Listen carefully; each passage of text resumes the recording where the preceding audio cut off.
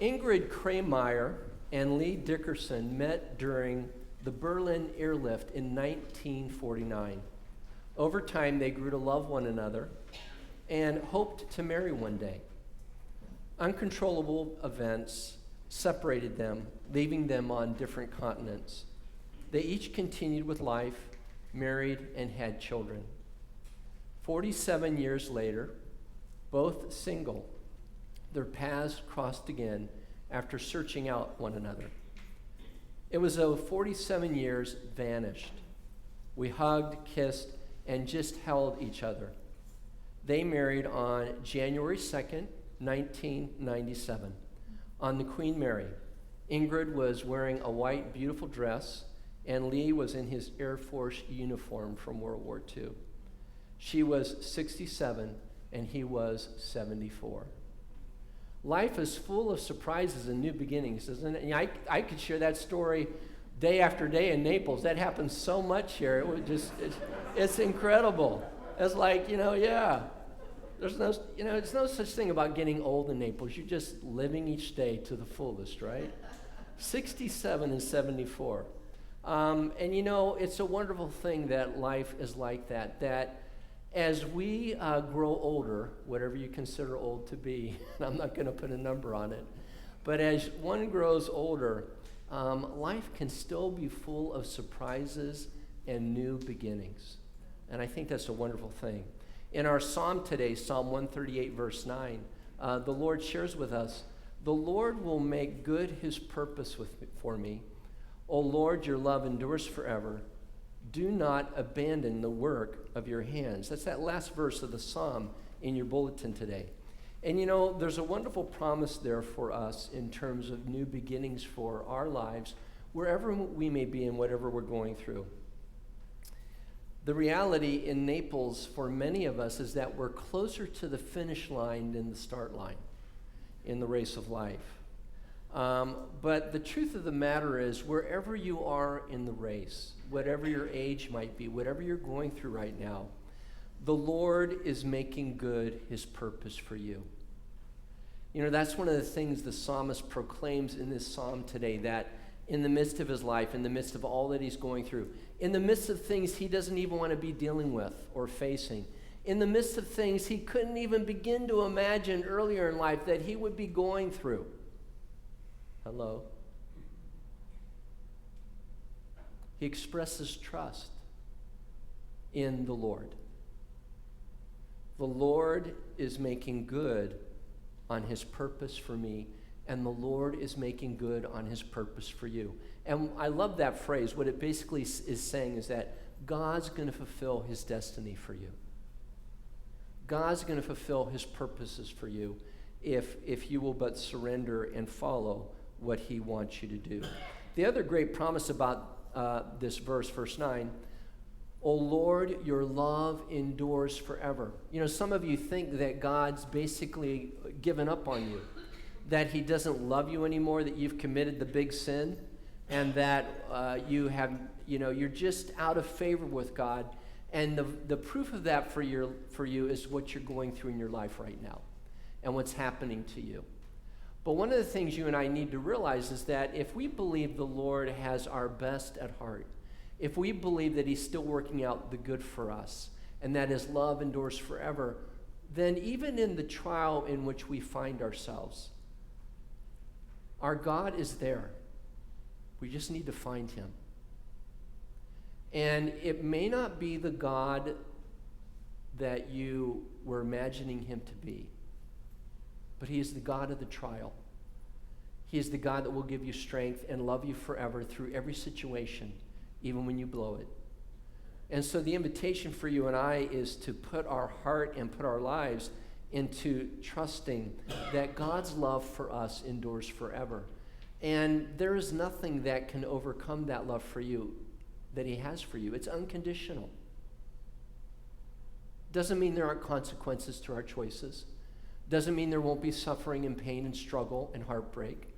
It doesn't mean any of those things, but it means ultimately that his love, I'm smiling about this, his love is greater than any mess up I can do.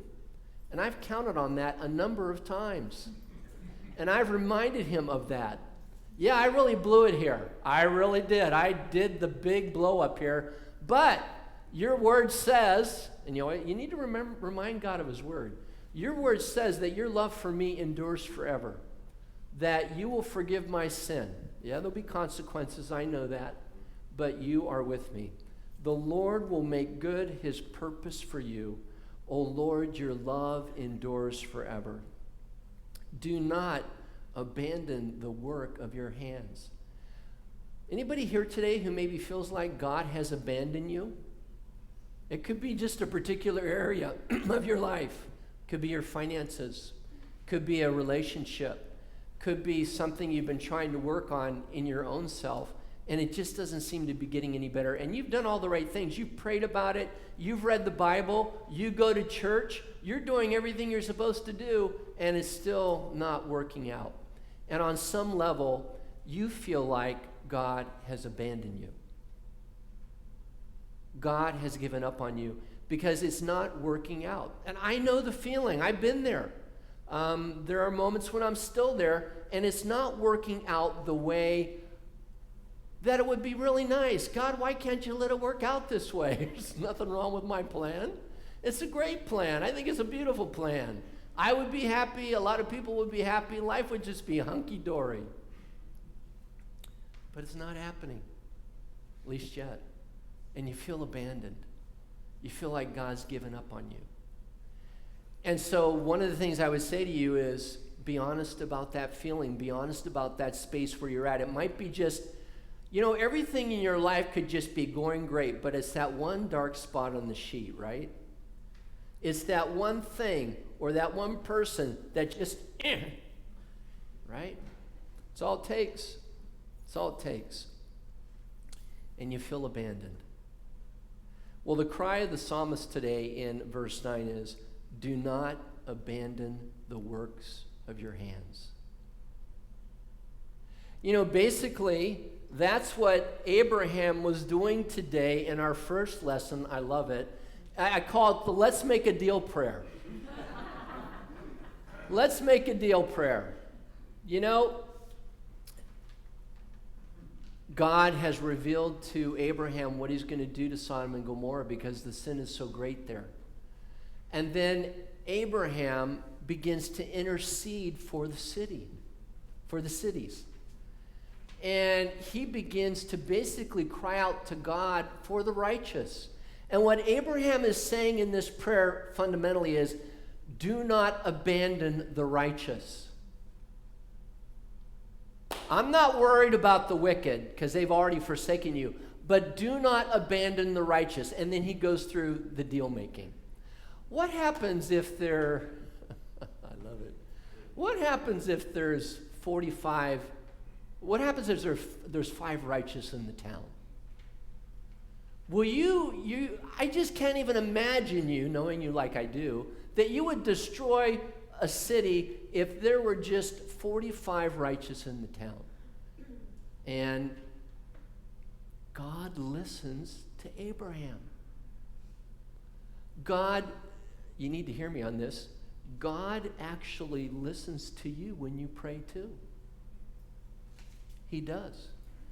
And so God says, you know what, if there are 45 righteous in the city, I will not judge the whole city. I'll keep it alive. And he goes on all the way down, and he gets down to 10. 10 righteous. If there are 10 righteous in these cities, will you spare them? And God says, I will spare the cities if there are 10 righteous. Now, the thing you need to realize is God ended up destroying Sodom and Gomorrah because there were not 10 righteous. Now, that's a sobering thought. In all of those cities, thousands and thousands of people, there were not 10 righteous people. But you get the message of Abraham. Abraham's let's make a deal prayer with God.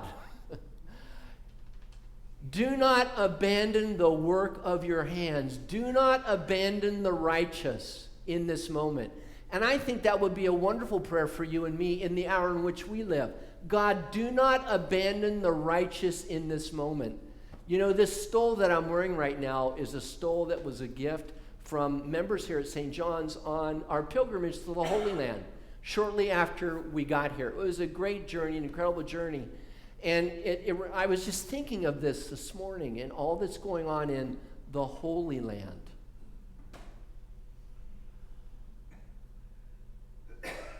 You know, it's a funny name for a place where so much killing is going on. I just think about that. It's called the Holy Land. I understand why it's called the Holy Land. And it is a holy place. I've been there, walked the place. It's a spiritual, enlightening, powerful, anointed place in the world. But you know what? In this moment in our world, as I wear this stole around me today, from the Holy Land, again, I cry out to God, do not abandon the works of your hands in that place. On all sides of the conflict, do not abandon the works of your hands. But we speak peace into that place. We speak an end of war. We speak an end of killing and genocide and all that's going on that we see, and especially the things that we don't see. But God sees it all. And so we stand in the gap and we pray this prayer, do not abandon the work of your hands. I tell you what, Satan's having a time there, killing all kinds of people, just licking his chops. And you know what? You and I need to press into that and not just look at us and just throw up our hands and walk away. We need to cry out to God, do not abandon the works of your hands.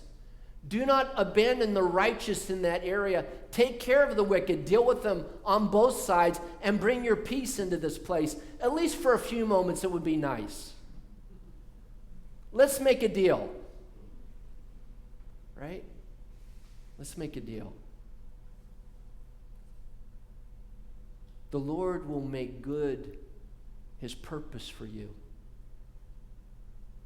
The Lord's love for you will endure forever.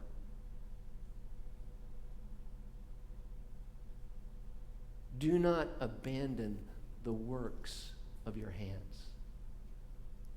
You know, again, I just want to say to you, some of you have given up on yourself, or that place in your life that you just keep coming up with nothing. It just doesn't work out for you. Some of you have given up on the world. Some of you have given up on life.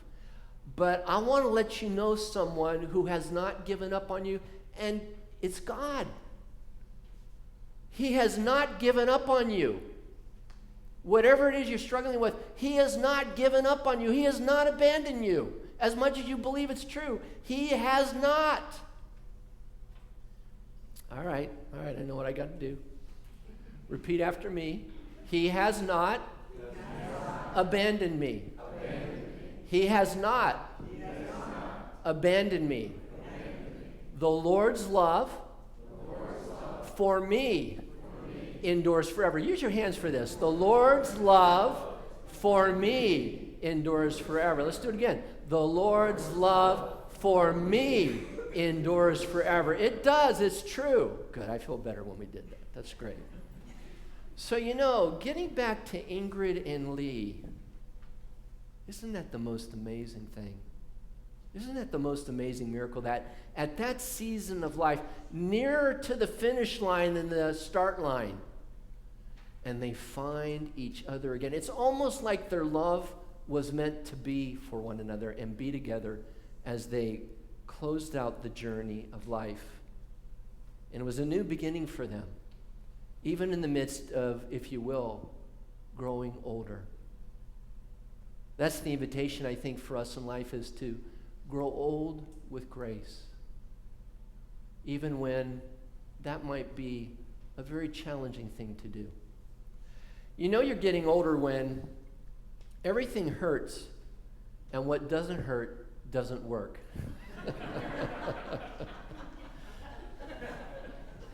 Yeah, there's a lot of truth in what I'm about to share with you.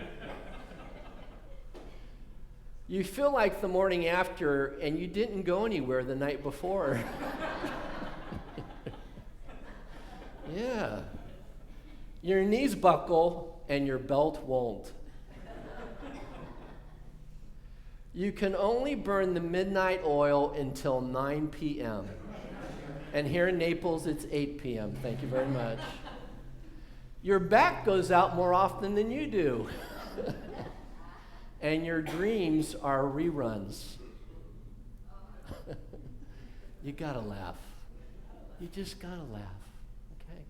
Growing old is not for the faint or weaker of heart. I have so much respect for each of you and what you've taught me about growing older and yet being young of heart in the seasons of life that we share. Be encouraged, though. Have that heavenly and, dare I say, Naples mindset. As I've lived here over the years, it's been clear to me, people that are here, it isn't about growing older. It's not what it's about. It's about living life to the fullest. It's about being young. It's going out for walks. It's getting knee replacements at 90. And then getting another one at 91.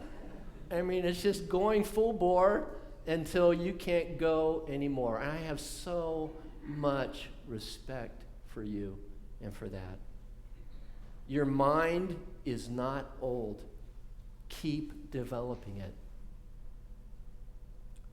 You might feel like you're from another century, especially around some of the youngsters today who look at you like you're a dinosaur.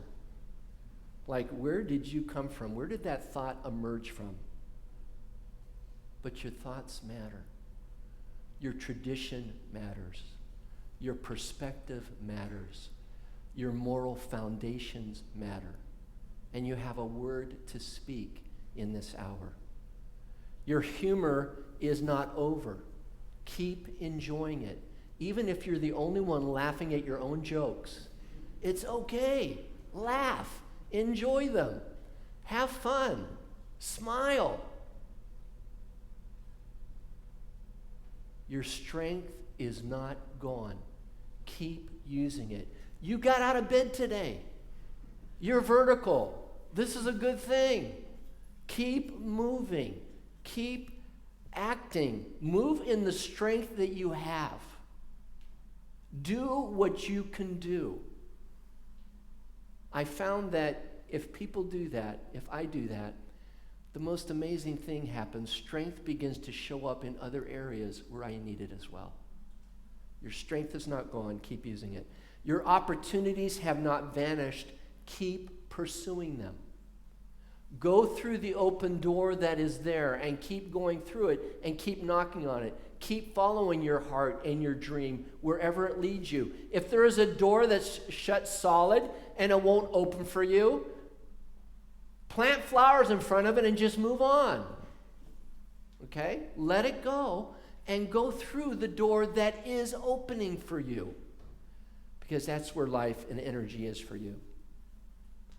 God is not dead. God has not abandoned you. God's love for you endures forever. He has not forsaken the work of his hands, which is you, but he relishes it all the more as you follow him in your life. The Lord will make good his purpose for me. O Lord, your love endures forever. Do not abandon the work of your hands. Let us pray. Lord, I can only imagine the surprise and the joy and the excitement of Ingrid and Lee on their wedding day.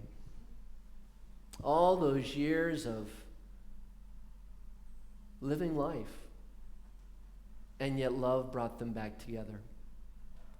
Lord, I thank you that life is about new beginnings, whatever our age might be and wherever we are on the journey. Your mercies are new every morning, and you are the God of miracles that is full of surprises in our life. I pray for everyone here today and those that are joining us online. And I share a word of encouragement to you this day. that God is not done with you and has not abandoned you, but the best is yet to come.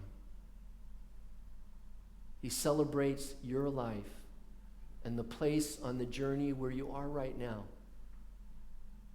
He has not abandoned the work of his hands.